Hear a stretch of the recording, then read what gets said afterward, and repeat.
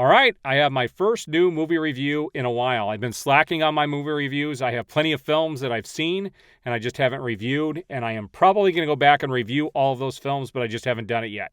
But I wanted to get one up while it was fresh.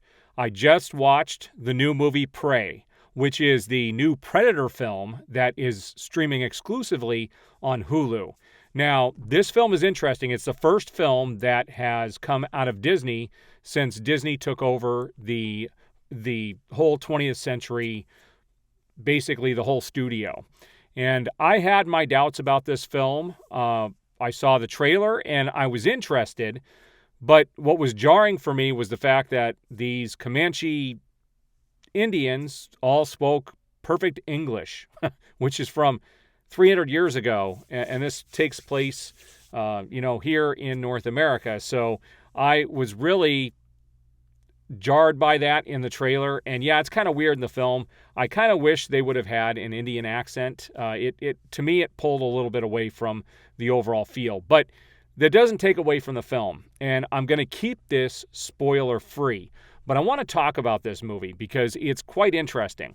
This movie was directed by Dan Trachtenberg, who is best known for 10 Cloverfield Lane, and stars, the big actress in the film is Amber Midthunder.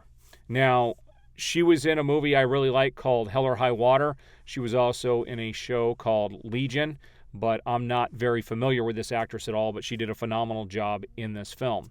This takes place prior to any of the other Predator films. And this story, I'm going to talk about what I didn't like and then what I thought worked really well, and I'll give you my final count out of 5 here at the end. Here's what I didn't like. It took 45 minutes before the action really got started. It's build up for 45 minutes. And I didn't get bored, but I was wondering, I was like, okay, this is a Predator movie. Let's get things moving. And it doesn't get moving until 45 minutes in. But then it pretty much doesn't let up for the next 45 minutes, which is the whole film. So it gets moving in that second half quite well. Again, I don't like the fact that all these Comanche Indians didn't have any type of an accent. They spoke perfect English. You wouldn't even know, if they hadn't been dressed the way they were and it taking place in the time frame they were, you would have no idea that these people were Native Americans. So that was a little weird. And I wasn't too keen on the Predator design. Now, I do like the Predator design in the original Predator film. This design wasn't bad, but I really prefer the Predator design of the original film. Those were my main complaints. Outside of that, this film was actually a wonderful film. In my opinion, it is the best Predator film that has been released to date. And yes, I do mean better than the original. The original is an 80s classic. It's an action film. But was it a good movie or a well-thought-out film? Not particularly.